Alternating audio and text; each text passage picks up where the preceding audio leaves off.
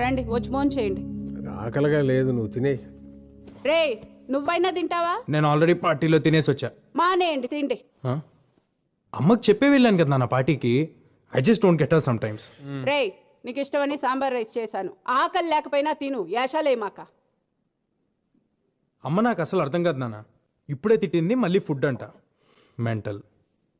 అమ్మలు అంతేరా, వెంటలే మనకు తిండి పెడతారు, మనతోనే తిట్లు తింటారు.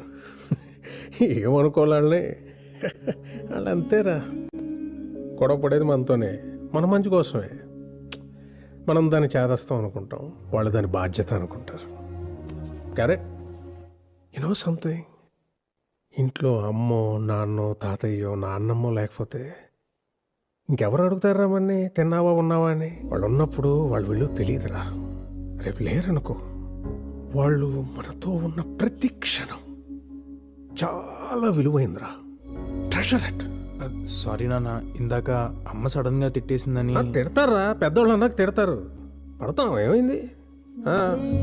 ఈగో ఎందుకు మనకి? అన్నది మనవాళ్ళేగా, మన కోసమేగా.